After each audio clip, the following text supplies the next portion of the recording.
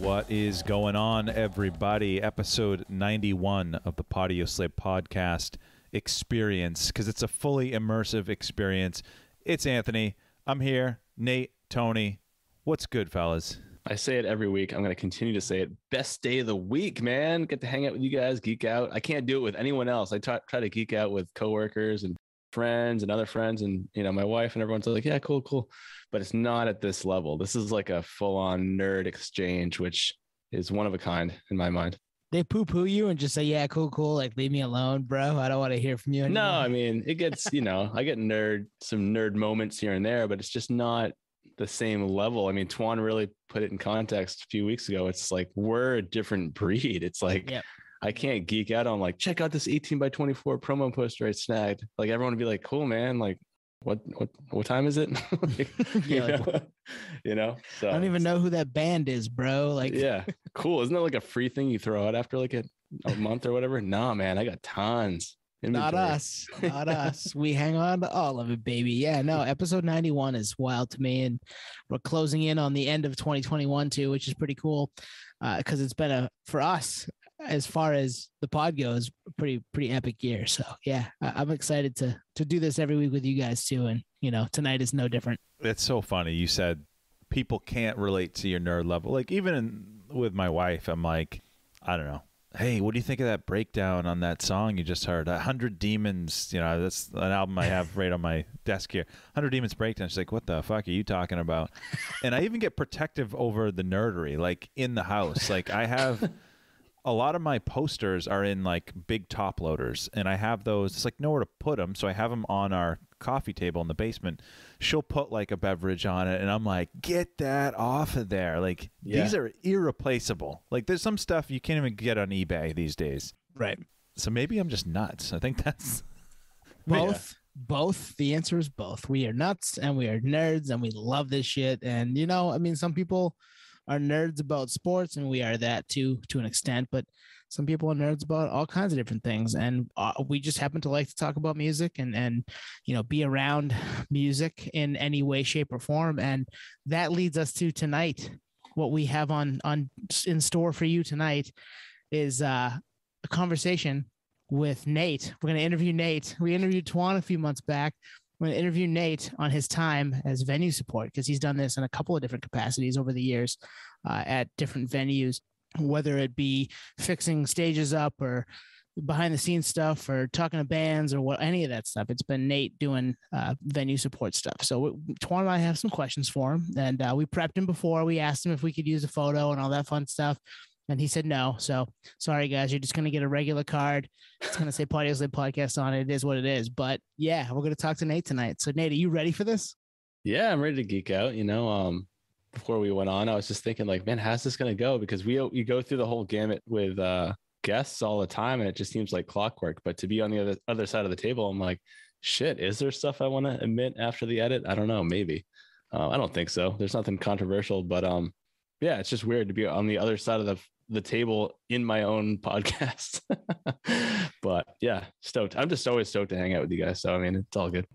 It's funny, before we did start recording tonight, I did say to him, you know, when we're done with it, when it's edited, we'll load it. You can listen to it before we put it up, because we do that every week. So it's no different this week as it's going to be any other week. Nate's just happens to be the topic of conversation. So this will be fun. I'll kick us off. So Tony and myself, and obviously you, Nate, we've been listening to music for years, going to shows for years, but Tony and I never, I'm going to speak for myself here, I never thought to be on the other side of it at the show, whether it be a musician or working at the venue. I never thought of it. Did you, Tone? I did it once. I took money at the door for our friend Chris's band at the station back in probably 2005 or 6, and it was only once. And I just took money when people came in. It was $5 cover, and gave it to, I don't even remember who I gave it to. I was surprised they let me do it, honestly. And it was, you know, it wasn't a super well attended show, so, you know, Nate has been at some bigger shows than that, so it'll be a little more interesting to hear that. But that was the only time I ever did it. And yeah, I've thought about it in the past, like walking into shows, like, oh, this person, this is their job. They're, you know, patting me down or wanding me or whatever, and checking my ID and giving me a bracelet so I can get a beer. And would I want to do that? yeah, if I can go inside and watch a show after, but Right. otherwise, yeah, I don't know. It's a different breed to be like in it all the time, and maybe they aren't as into music as we are, and that's why they're doing it. Who knows? But Nate is like, there's some pictures out there that we might hopefully unearth of Nate being right in the middle of things. Oh, so yeah. you never know. They'll come up tonight. And it got me thinking, like in college, I was on a committee that booked shows, and we had the starting line, we had piebald, but it was not what you did, Nate. This was very surface level at a college. So I can't really relate probably to what we're going to talk about. So I'm curious, what was the pivot? How the hell did you get into it? You just show up to a venue and say, hey, let me work here? What happened? Good question. And similar to what you guys were saying, you know, you go to shows, you walk in, you kind of see the staff, you're like, on a nerd level, you're kind of like, man, how did they get that job? You know, it seems like there's like this some kind of inner circle to like even get into the venue as an employee. It seems like unattainable in a lot of ways. And I remember asking all the time and sending emails, and you never hear back. And a lot of the reasons you don't hear back is because the staff doesn't really flip. You know, there's not a whole lot of turnover because they're also nerds. They're happy to be there. The pay may not be great, but the benefits are, you know, plentiful. Like you get to go to shows free all the time. You get to see history unfold. It's a real nerd first person experience in a lot of ways. So for me in high school, especially, I was like, that's like the only job I wanted. And I just couldn't get it. Like it was unattainable. This is like, well, we graduated high school in 03. So like 2000, 2003, like State Theater was off and on. So it was kind of tough, and mainly through Live Nation. So, you know, Live Nation is not going to give a high schooler a job.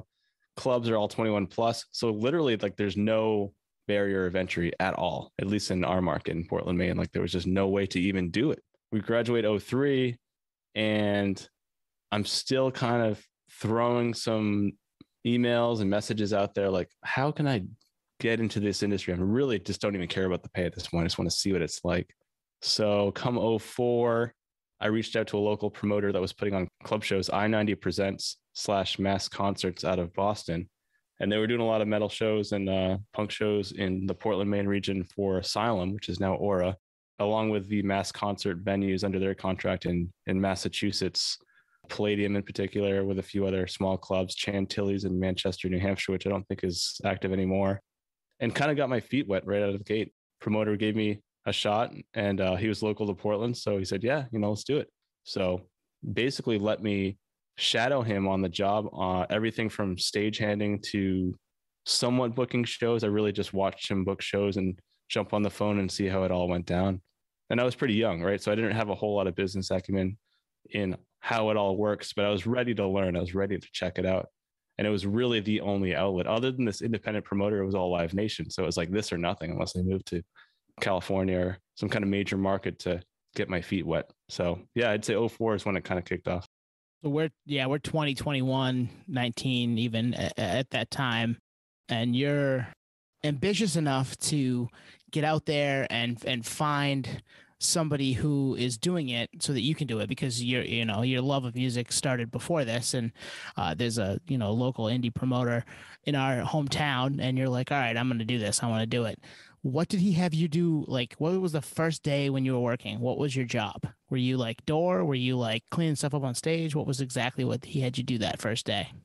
First day was actually, so his apartment, he had a little office and a bunch of cool band flyers. A lot of the shows I actually went to kind of plastered through the wall. So for me, it was like, that looks like my bedroom. Just a bunch of, posters and nerdery on the wall. Like I already feel at home. This is cool. But basically just watched him, and this is 2004, right? So internet's pretty young still. So like for the most part, music promotion is email, and that's about it. You're still kind of, everything's pretty manual. You're still taking calls with band management and stuff like that. So because I was essentially an intern to this guy and his company, I didn't do anything out of the gate verbatim. I was essentially watching him do it, and basically I was CC'd on emails and watching all this stuff go down. I thought it was really cool because it was like, well, this is the only way I'm going to get any kind of entry to this whole giant industry, which is for the most part pretty exclusive. It's a lot of who you know, what you know, not what you know. And in a secondary market, there's just not a whole lot of outlets like I was alluding to earlier. So this is really the only way to get in. So to answer your question, the first day was really just shadowing, watching him, how he talked, how he, negotiated, which I've always been a negotiator. So I was like, oh, this is right up my alley. Like this is, music industry. This is cliche, the stuff you see in the movies, like you're haggling people, you know, or promoters or artist management on what they call guarantee. So you're booking a guarantee based on what the band or what the talent needs to basically, in a lot of ways, break even.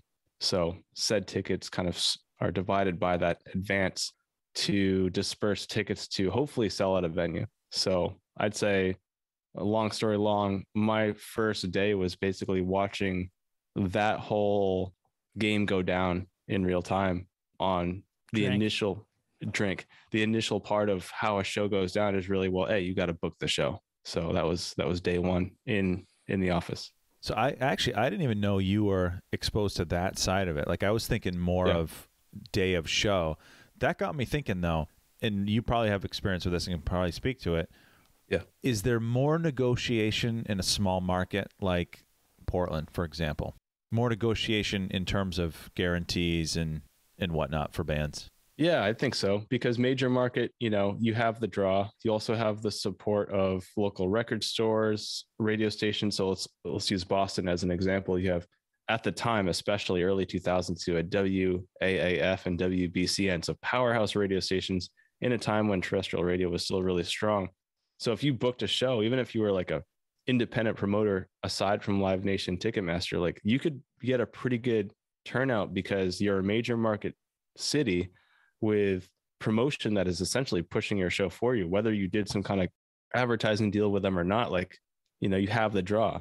Secondary market's a whole different ballgame because, you know, the radio station may be playing a song late night or something like that. So like you don't really have a whole lot of exposure in that sense. So you're really just kind of depending on diehard fans or people traveling from major markets to catch a second show on that leg. So negotiation wise, you're really gambling, you know, because you can't guarantee anyone's going to show up, but you don't want to not book the show. So you're really kind of trying to predict the future in like this crystal ball. Like, well, I know this band's good. I know I'm a fan. I know there's a crowd out there that likely will come.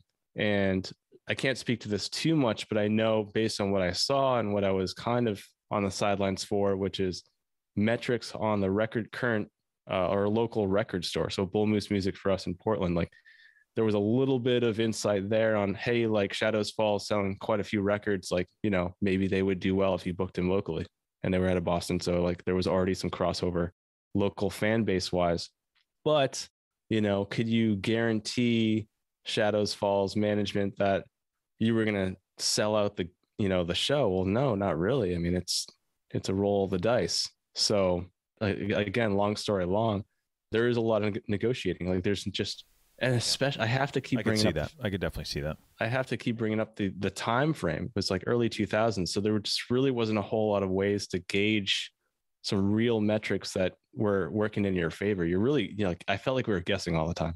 You bring up Bull Moose, and they have a way to track, and they've had it for years, how things go in their store and what gets bought and where it gets bought from in their multiple locations. Yep. And that was kind of an early precursor to what we know now as Spotify and Apple Music and artists. I know we've talked to Spose, and Spose has told us you can tell, you know, where you're popular for the most part and where you might do well to play a show because people are listening to your music or streaming your music there. Back then, all they had was, you're right, the record stores. So, and back then, it feels like it's not that long ago, but we're talking 17 years ago, 18 years ago now, which is kind of wild. So to hear that and go back to that, I remember going to shows and remember buying tickets and thinking, man, it's cool these bands are coming around. I wonder how they end up picking Portland. And now I'm like, why don't they pick Portland? They should, because Portland would kill it. Right. But yeah. Back then, I'm like, we didn't get everything. We got some stuff because, and this goes back to our conversation with Lauren Wayne and the promoter of the State Theater. We were a tertiary market back then, and we're more of a secondary market now because of the way we've handled things and the growth that the city's seen. But this was back in those tertiary market days where you might get some stuff on a one-off. You might get some stuff that's just like, we're going to play these small, dingy, dirty basements to get our name out there. And I think that was kind of the world you were in at the moment, right, Nate? Yeah, 100%. You know, like if it got radio play and it was consistent radio play, and you could kind of, like I said earlier, you're almost placing your bets on those little analog assessments, but there was no like metrics like you have today. It was very like, man, hopefully this guy gives me some insight at Bull Moose, or hopefully the radio station, gives us some tips on how many people are literally calling in requesting the song. Because it was actually like that back then. And I got to go back to the advanced too, because the advanced, if you don't make your return on investment on the tickets sold, you're eating that cost. So like basically you're withdrawing money from your own personal checking account, paying the advance to this band's management, and they're paid no matter what. So if like 10 people show up, doesn't matter. Band's paid, management's paid, next tour stop, like we're good. So actually the band actually has a lot in their favor when it comes to how that all plays out, because they get paid for just showing up, really. Right.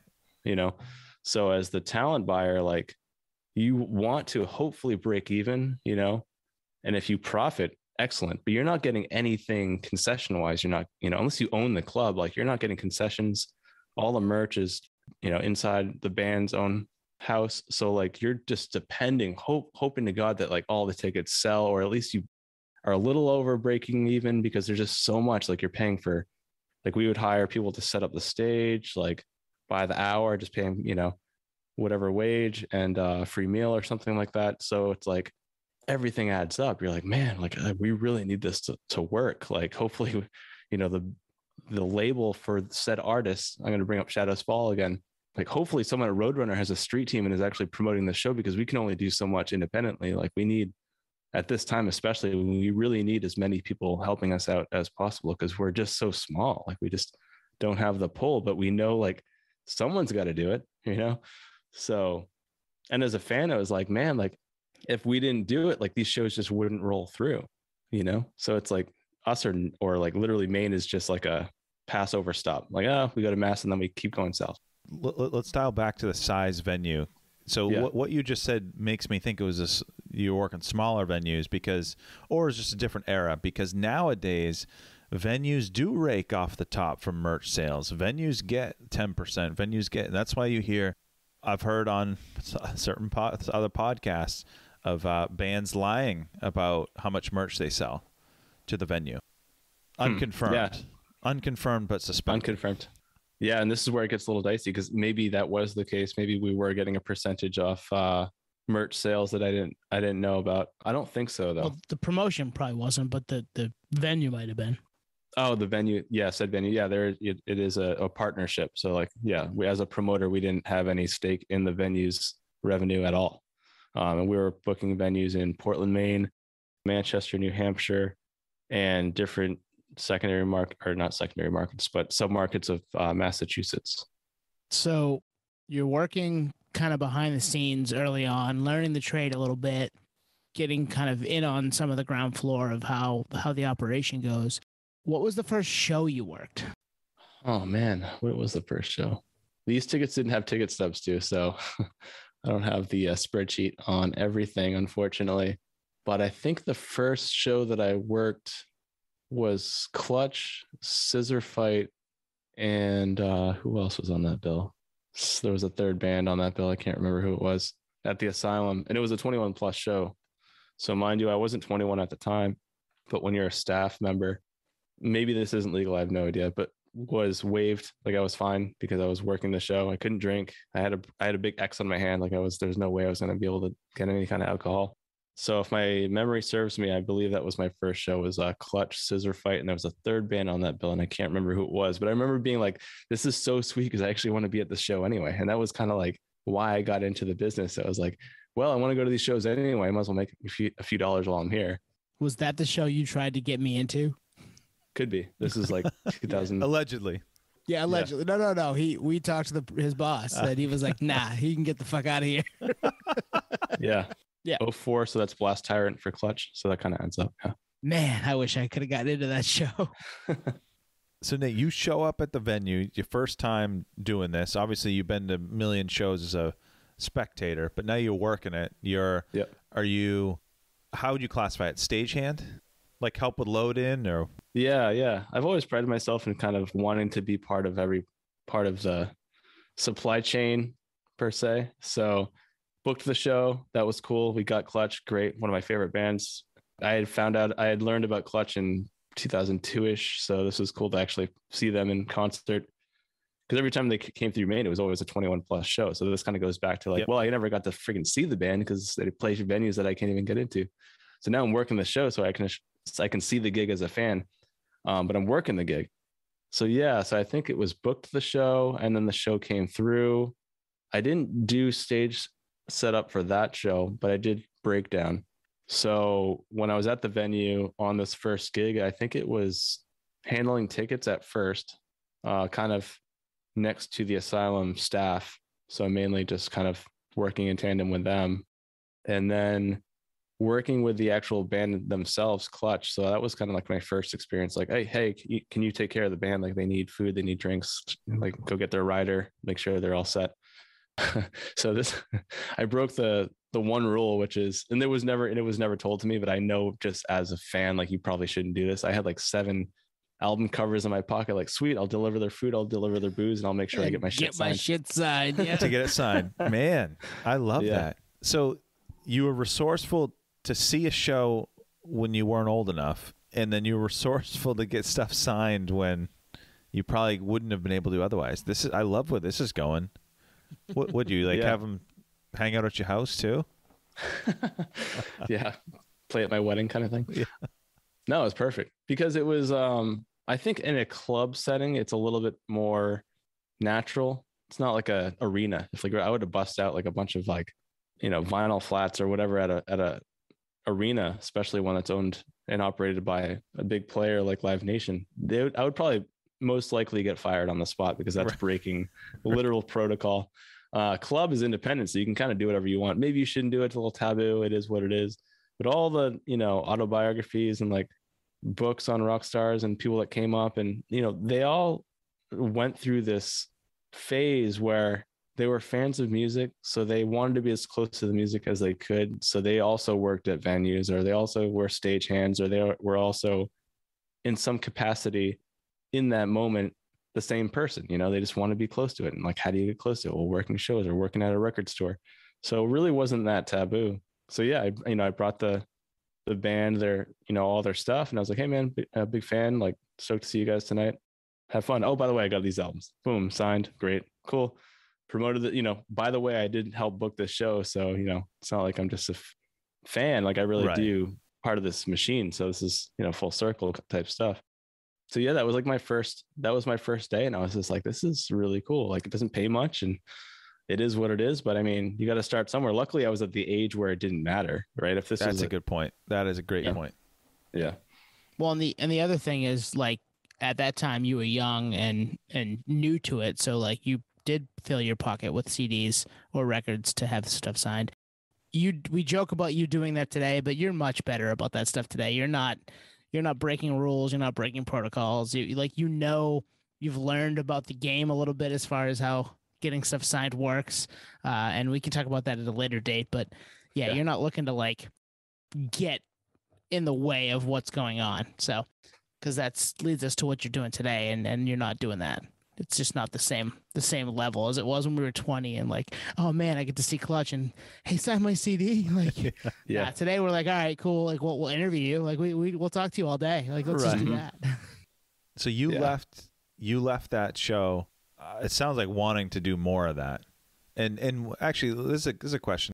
Do you think it was because you liked the act? Like, what if the show sucked? Do you think you still would have, like a different act?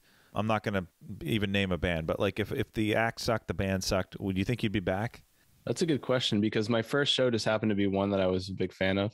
But we booked tons of shows where A, I didn't know who the band was at all, or B, knew who they were and wasn't a fan of at all, and still had a blast because it was like I was in the scene, in a scene that didn't have anything going on. I mean, anyone listening, like Portland, Maine, early 2000s was a very, very like dismal market. There just wasn't a whole lot going on. It was very, blue collar. So like to see any kind of like entertainment industry type thing roll through Maine was like such a big occasion. I think I always go back to why we're such big fans is because we just like, it was like really the coolest thing to roll through was like a show. Didn't matter what it was, So I was like, holy shit, a show, like something out of, not from the state of Maine coming through. This is giant. So to answer your question, I don't think it would have mattered. because I worked so many shows that I didn't know who the artist was. And sometimes it actually turns you on to a lot of music you didn't know and different genres that you didn't really respect. And you're like, oh, I really dig this now. I think metal is a great example of that. I thought metal was great. And there was a lot of metal bands that I liked coming up when we were in high school. But it wasn't until I was working for this promoter in these venues that in Maine at the time, and I still does to this day, has a very strong, like hardcore metal scene. I was like, this music is better than I ever thought it was, because I get to like work the show side stage and like, put together the stage, get to know the artists, and anyone that's in the metal scene will know, I think Kat can attest to this from Pure Noise, that like metal artists, although the music's very heavy and very aggressive and kind of has some negative connotation, if you want to put it that way, they're for whatever reason, they're the nicest people on the planet. I've never met someone from metal band that was like the dick so far, knock on wood. It's early, Nate. It's early. Yeah, they're out there, but you haven't met them. And you're right. On the whole, that scene, everybody seems to be like, everybody always says hockey guys are great guys, like pro hockey players. Like they beat the crap out of each other 3 nights a week. Right. But then they get off the ice and they're just like super nice and happy. And it's because they get to beat the crap out of each other for 3 weeks or 3 days. And the same thing with metal. Like, you get to like let all that frustration out in the energy of the music sometimes, and then you come on and you're like, yeah, I'm much happier than that guy over there is clearly holding it all in. Like I got to let it all go, so I can see that for sure. And you doing this job inadvertently opened that door for me musically, like listening to stuff and being a fan of things, and then obviously this podcast and the stuff that Twan has introduced me to. So I'm happy for all of this because I get to have my doors and windows open to this music that is really great, even if it doesn't always make your ears happy at the time. You know what I mean? Yeah. So, and this is coming from a genuine spot. Like when I go to shows, like I see certain staff, it could be, staff of the venue itself. It could be staff of the promoter or whatnot. Like I heard you say you were kind of a runner, right? Anything the band needed. I've attended several shows that you worked, and I remember seeing it's very hands-on. Like you were actually on the stage, maybe adjusting things like that. Like, is that where it ends? Like, is it you're a runner, you help with load in, load out, like, and maybe it's like a startup, in Portland, Maine, in in a small promotion company where you wear a bunch of hats. Like, what's the most bizarre? I guess this is a good question. What's the most bizarre thing you did? I mean, I think to your point earlier in the question that you are wearing multiple hats, because it's really just the promoter himself, in this case, a guy, and me. Like I was really his protege. Like he didn't have a staff. It was very small, very tight. He had a day job. I had a day job. I was in college. I still had a day job and this. This is like my third gig. So yeah, I mean, everything from taking stagehand, like you said, those shows you saw me on stage. For me at the time on stage, I was like, man, I finally like know what it's like to like peel a set list off the stage and give it to a fan that's dying to have it, because I know what that's like and I appreciate it, like, yeah, man, I know you want the set list, because if I was there, I would want the set list too. So like I actually at the time really like made me happy to do that, scour the stage for picks. Like, yeah, man, like hold on, give me a second, I'll see what I can find for you. I didn't have any problem with that. In terms of like weirdest, what do you say, strangest thing or whatever that happened?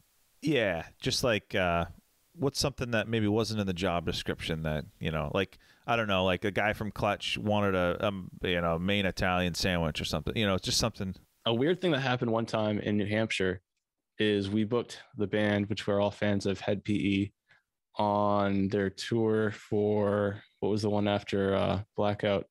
Only in America. Only in America. And they did a gig. This is before the album dropped, actually. So there was still almost the all original lineup, with the exception of Chad leaving. And there was a show in New Hampshire, and the singer Jared had kidney stones. So I didn't go to the hospital, but my boss had to drive Jared to the hospital to take care of the kidney stones. And it was like very like tough situation, because it was like, oh man, like this is like pretty, I mean, he's got to perform, and like I was alluding to earlier, like everything depends on everything essentially hopefully going right, let alone kidney stones, like throw that wrench into it. So holy shit, like this is a big deal. They ended up canceling the show that night, or they couldn't perform. So all the guys in Head PE are all hanging out, just talking to them. It was really cool. And the support band actually ended up headlining that night, which was Nonpoint. So in terms of like weirdest or just like strangest scenario unfold for me, it was like, oh wow, like the band that we booked can't perform, so now we got to switch this whole thing on everyone that bought tickets and say the support is now the headliner because the singer has kidney stones and like cannot perform tonight, like literally is in excruciating pain, so like there's no way this is going to happen. So I think that's the one that's most memorable, is just seeing something totally collapse in front of you, where like actually everything went pretty well. Tickets sold pretty well. I think it was close to sold out. And then having to just basically say, hey, sorry, if you want, I can't remember if we were doing refunds or not, but it was basically like, hey, sorry, headliner's no longer. So you guys like Nonpoint, right? Like they're the headliner now. Yeah. And the show, Nonpoint's awesome. So that worked out as far as not having to cancel completely. You had a good band to like, especially around them. They were crushing it. So yeah, that works. I mean, was it the same tour that we saw them on in Portland at the station? Different tour. It was so they played that show, and then 2 days later they played the Palladium in Worcester. Gotcha. So this is like a little side gig, because I mean Chantilly's, I'm pretty sure the venue's not active anymore, but it was like cap, I think 300 seats. Damn, 300. Love that size. Yeah. Yep. And you know what? That actually is a rare scenario where that show still worked. Like Nonpoint could have probably filled that room themselves. Oh, totally. Yeah, so as a fan, you're like, all right, it sucks. I'm not seeing the headliner, but it could have been worse. It could have been just local openers, and then everyone's pissed. Right. I think that's why it worked.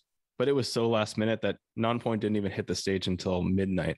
So I didn't get home till like three in the morning. It was a school night and everything. Yeah. So that's a pretty bizarre thing to have happen, in the middle of promoting and putting on a show and traveling to do so. I mean, that you've got to really love doing that stuff to be part of it. And at that point, like, I mean, I know you, and I've talked to you now for, I don't know how many hours on this podcast alone, but in our friendship, hundreds of thousands probably. Were you like, I don't know if this is for me at that point, or were you like, I want this, I love this, the chaos of it's kind of cool, and I want to keep doing it? It's a great question for many reasons. So this is 04 to around 05-ish. I was still in Maine, and I knew, I mean, this is kind of a weird glimpse of the industry because it's so startup, it's so small time that it's like, well, there's no way I can make a living off this. That's for sure.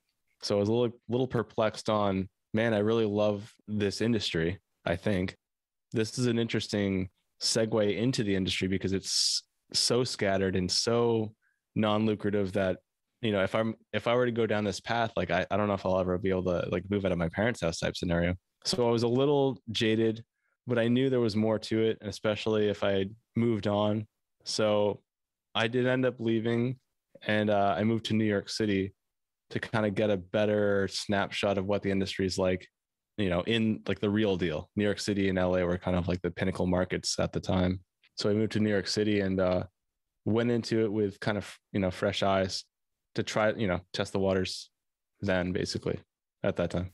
You hit on like bizarre stuff, which was, the kidney stones, Jared. Like I said, I attended a few shows that you worked at, and one of them is, and I've been, like we've said a million times, we've been to thousands of shows collectively, probably over 1,000 shows collectively. You worked one of the craziest shows I've ever been to.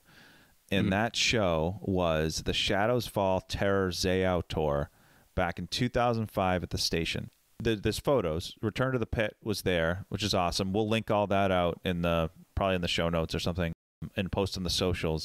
But this made, and I'll tell you why, but in a second, this made like national, I don't know about national news, but there was a buzz around this show so much that Blabbermouth, I don't know if you know this, Nate, Blabbermouth posted about this show.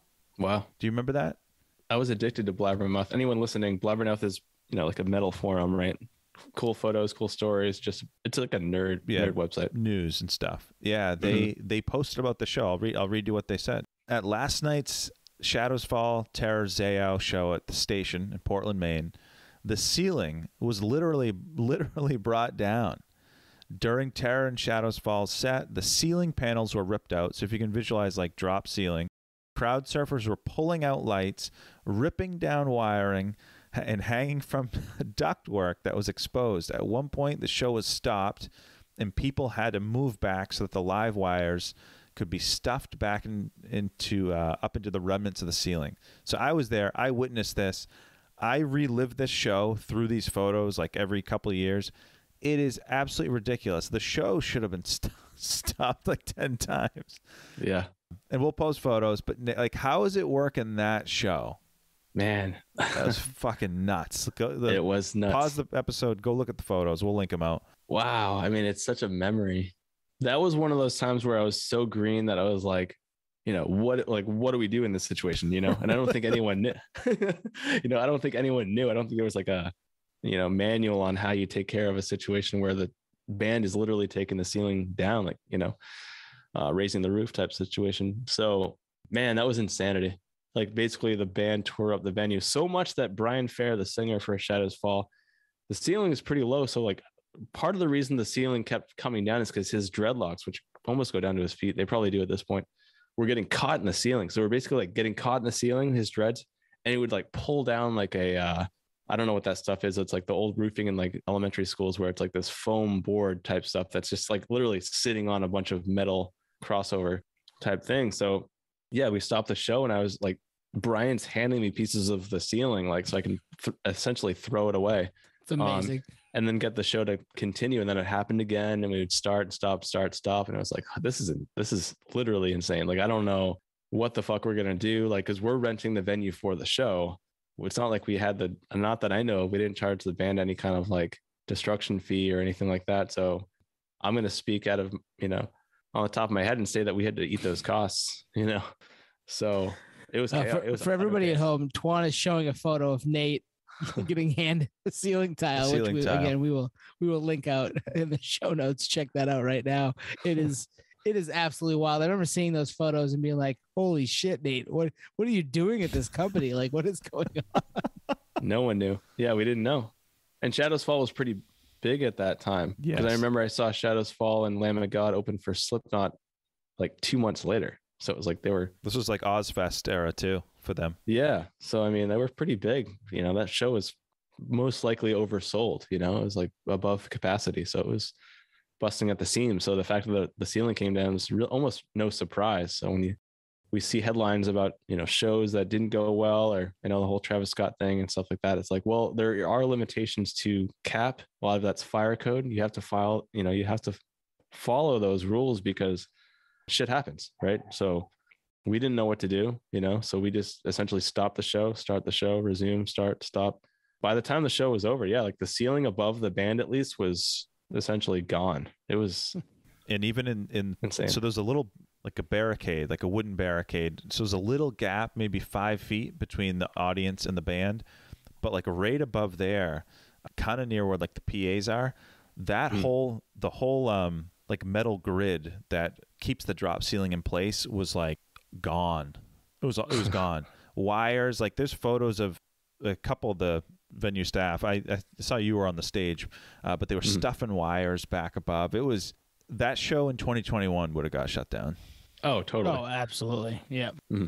This venue is we've talked about this venue before. It's the Station. It's a tiny little, right? It was at the Station. Yes. Yeah. It's a tiny little venue in Portland, Maine. That was like a pool hall. You walk down the stairs, and to the right is a bunch of pool tables.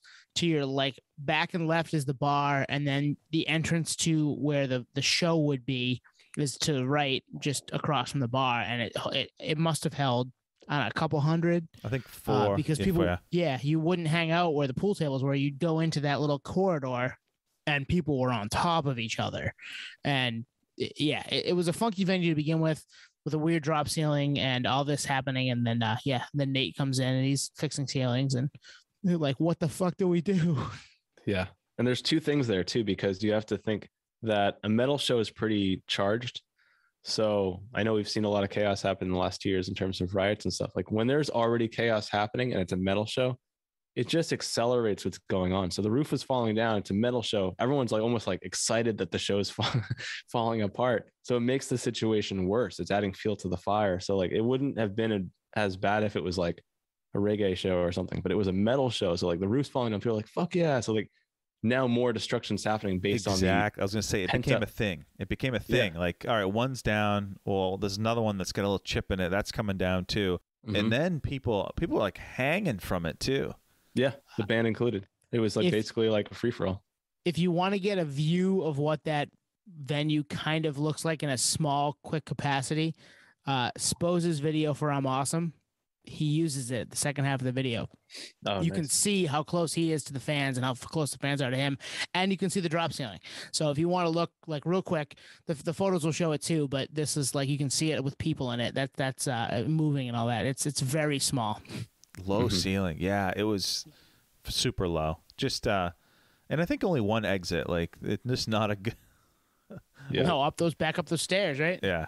Yeah. It wasn't built to be a venue. In fact, where the stage was and the floor was for the stage for the fans to watch the show. I think like before they, decided to book shows there, that was like just where a bunch of billiard tables were. So Yeah. like there was no reason to have a high ceiling. There was definitely no reason to have a stage that was going to be even to the point where like if you just jumped, you would most likely hit the stage, even if it wasn't a metal show or whatever. Like you're going to jump. So therefore, like a guy with 5-foot dreadlocks, like they're going to get stuck, On top of that, the venue cap, because it's not an actual venue, it's a pool hall. You don't anticipate, or when you're doing the ticket sales, you kind of take that as a spread on fire code. So like people are on the floor, people are at the bar, people are playing pool, actual pool. So there's a little bit more of a spread. But when a show like that, like everyone was in the actual show. So we actually, in a sense, we're over cap because everyone's consolidated in one spot. So that's another reason why it was pure mayhem. Yeah, and I bring that up to say, like, short of experience, there's no playbook for any of this. Anything can happen. No. Like you said, medical emergency, something with the venue itself, it could be, that venue is that's another thing. That venue is underground. Yeah. Yeah. So anything, what if there was a leak or something, you just, man, part of me is like, wish I did that at some point. And a part of me now is like, yeah, maybe avoided a headache. Yeah. Let's pivot. Today you're doing a little bit more, right? You're working out in California, doing some venue support there as well. How is that going? Good. Yeah. This is somewhat recent. So between Maine and moving out to California, there was a little bit of a lapse there in terms of working shows. I mean, I kind of did a small thing in New York City. I worked at this jazz club where we booked shows. It was called Cornelia Street Cafe. It was right next to the famous world famous Blue Note Jazz Cafe in Lower East Side, New York City or Manhattan.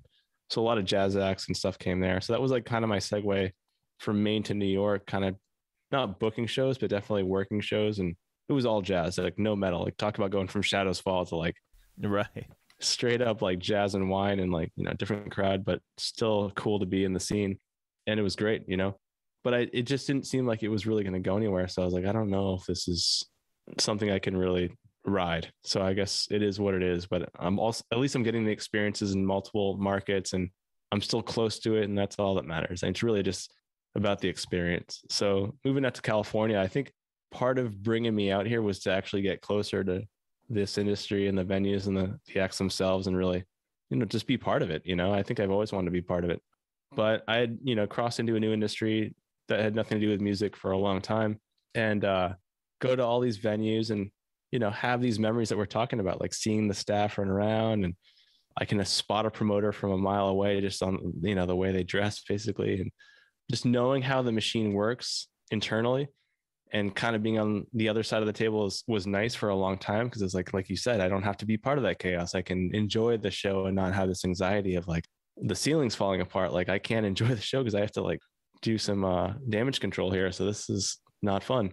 Like literal damage control. Yeah. Fixing things. Yeah. Yeah. And with liability, it's, it's more than that. It's like, shit, we could get sued, and I'm part of this pending lawsuit or whatever it is as a accessory or, whatever it is. Yeah. So the time in between, I was a spectator and I thought it was great, but I always like watched the shows and I was like, man, like I miss it. I think it's a cool experience, money aside, it's just cool to see it from that side of the stage or backstage, especially, or the inner workings of how it all goes down. So being here in San Diego, I've been here for almost 9 years now and seen a ton of shows, more shows than I ever saw on the East Coast, because there's just, there's a bigger surplus of shows in general.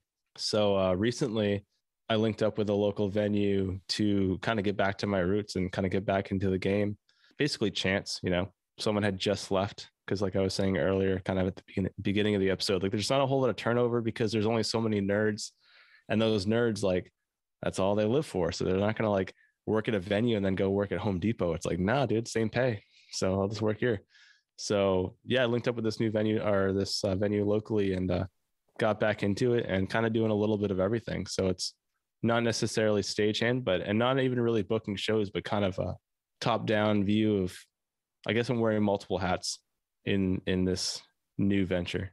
Nice. So, I mean, similar to what you did before, but maybe a little less chaotic. Yeah, less chaotic, a legacy venue. So yeah, I mean, they've been around since 1974. So this venue's is an actual venue, right? So it's not like a converted pool hall to venue. Like Good everything's point. Good point. Yeah, it was built to be a venue. So like there's a proper backstage, there's a proper venue entrance, there's a separation from loft seats to general admission. There's a ticketing system in place. There's a partnership with everything that goes into making a show happen from A to Z. So like there's just no loose ends. It's a well-oiled machine. It's a major market. The weather's nice, like all kinds of things that we didn't have in Maine in 2004. Exactly. I mean, it's a venue bands want to play. It's like, oh shit, we would love to play this spot. Like, holy shit, is there any openings? What I've learned recently is with venues either A, closing, or B, just different sides of the spectrum on how people feel about COVID and the policies into getting into venues. Independent venues have a huge surge in getting shows secured because it's independent, so they don't have to abide to rules that are top down. So independent venues have their own rules and regulations. So what we're doing is leaving at least the COVID rules up to the band's management. So sometimes it's everyone have a mask, proof of vaccination. Sometimes it's not. So there's a little bit more flexibility. So there's more of a catch-all. Capacity wise, it's pretty small, but people love small shows. So there's a lot of intimacy there. So like literally we'll book anyone from Gym Blossoms to, I mean, the shows that I've seen come through here as a bystander or someone that wish I could go, like show regret style. Like Rolling Stones have played at this venue, Paul McCartney, Foo Fighters, Lady Gaga, all these like giant acts have come through here just wanting to play the show or play the venue for its legacy, which is really cool. There's only so many venues like that have that kind of stature where like Rolling Stones are like, dude, please book us, That's amazing. So that's cool. Yeah, I mean, getting into that, I think most people, you get into it for the love of the game. And like when you were saying like there's not a lot of turnover, especially like on the sound side, like think of like our kind of hometown venues in that like 600 cap or even below. Like the sound guy is always, it's the same guy, same old, he's typically older, he's been there, for ages. I'm thinking like, especially some of like the divier places too. It's like legacy people that, that's their thing. And it's not like new clubs are opening up, there are some, but I think the net numbers is probably smaller compared to years past. Yeah. No, exactly. I think there's like a trust there, like, oh, like we know that this works. You open anything brand new and like there's just like a time span where it's like, well, you got to work out the kinks. Like, do you really know what you're doing? Whereas in a venue that's been doing it for so long, not only do they have all like the systems down, put in place, SOPs or whatever you want to call it, but the relationships with band management, like they can get the band booked verbatim on every tour just based on the relationship. Whether they can sell bigger rooms or not, it doesn't even matter. It's like, hey, dude, I'm good with you. We're playing, like I said earlier with Head PE, we're playing Palladium, but like on the way to Massachusetts, there's New Hampshire. So I guess we'll fill that 300 person room and basically for the hell of it. It's not like we're going to make money on this show. So there's a lot of relationship stuff. And I think if there's anything I've learned with my little time in the music industry, that it's very much relationship based, that it's very small and there's only so many players in the game. And the ones that are in it for the long haul are in it for the long haul. They're not leaving. And to break the barrier and to get into the industry is so small because there's only so many jobs available in the industry. No, totally. And we've seen that with what we're doing, right? Yeah. I mean, it's a smaller group than you'd think, but at the same time, getting into that group and getting some headway with people is not easy. So to go to a place that has been around for 40 years that makes things a little easier. You can have the relationship and you can get the bands to come through because they've played there before, or they know about it because it's an established venue. So being established in the industry is always going to make things a little easier for you than, being a small little venue that in a tertiary market that didn't have any of that. Mm-hmm. Or at least a partnership, right? So we had Lauren Wayne on from State Theater. She's partnered with the Bowery Presents out of New York City, which also books Higher Ground in Burlington, Vermont. So like they're extremely established. Like when I lived in New York City, they had like, I think 4 venues: Webster Hall, Bowery Ballroom. I want to say a few others. And they're like legacy venues, State Theater has been around for a while, but Lauren's only been at the helm for so long. So like to have that backing from, New York City is as good as it gets in terms of East Coast booking power. So partnering with something like that, like, like it's going to work out, like no matter what. Like I'm sure shit goes down all the time, but like you have multiple angles and experience that you can kind of come to the same common ground. Whereas if we were to if we were to like open a venue today and try to compete with that, A, we wouldn't have the trust, and B, we just really wouldn't know what we're doing. So we're kind of destined to fail for a few years, almost like opening a restaurant. So there's just not a whole lot of upside coming out of the gate. So these legacy venues, if they can survive, and I think any venue that survived COVID or the pandemic has a good thing going, because there's just only so many rooms, and to have all the zoning and permits and everything in place to continue to execute, I think now especially, like you're in a good place, because there's really no one that's going to try to come into the game unless it's extremely corporate, like the SoFi Stadium in Inglewood and stuff like that. But that's a different, it's a different capacity. Tier. That's a different tier. Yeah. Yeah. No, you're right. And I mean, I hope in the near future we can maybe shed a little more light on what you're doing, and maybe even have somebody from the venue on to talk to us about it, because they've been around for so long, similarly to the one that we grew up with here in Portland, Maine, and the State Theater. So it would be very cool to. I'd love to know. I mean, San Diego's a much bigger venue, a much bigger market than what we grew up with. What they're turning stuff down, like how do they handle that? How do they handle multiple bands wanting the same date? Like that's what I want to know. I guess the stuff that the nerds want to know. So we would have those questions for sure. So maybe down the road, you never know. Yeah, I've been a little cryptic on the venue itself, and I think I will bring it up on a later episode. But to answer your question, at least halfway, we co-book or co-promote shows that either A, we have a show booked for said day, and we'll co-promote another venue as it presents. So there might be, for instance, here in San Diego, we /Observatory /Live Nation present said artist on this date. So we can't book it, but we still get a little bit of say in, well, A, we secured the talent. So now we get a little skin in the game, even at a venue that we don't operate. So there's a little bit of like a JV in that sense, like, okay, we're going to co-produce this show, which I think is cool. There's a lot of collaboration in that sense. Yeah, that makes sense. Yeah.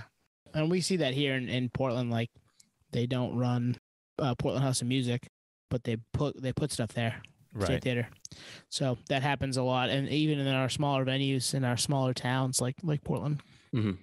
20. Got any more questions? No, I'm just thinking that I do like that idea. Bring someone from the venue on, and it totally could be almost like a tandem episode where Nate, you have the, at that point you would have had more experience with this venue and whatnot, because let's face it, 17 years or whatever it's been, 15 years since you last did this, a lot's changed, largely on the tech side, but there's at the same time you still need feet on the ground, you still need boots on the ground, for venue support, and gear doesn't load in themselves, and oftentimes bands don't have the crew to do that, so there's someone that has to do that. So yeah, I'm down, sign me up. Yeah, no, you're right, the principles are still there, but the technology and interface or infrastructure more so behind the scenes is a little bit more dialed. So even I've had a little bit of, or I guess I've had eyeballs on the internal workings of how a show goes down, which never happened before. It was so pen and paper before. Now it's like, oh wow, we actually have, we have legitimate ticket sell through. We know when we should release production holds or artist holds based on, no shows. So we know what the capacity is based on the ticket scan. Like, now it used to be like you rip a ticket. Now you have ticket scans, so you know exactly how many people are actually in the venue. Yep. It's wild. So, yeah. different world than what we grew up with, for sure. Yeah, night and day. Well, thank you, Nate, for coming on with us tonight. We really appreciate your time. And do you have anything you want to promote? Maybe the Podioslave podcast?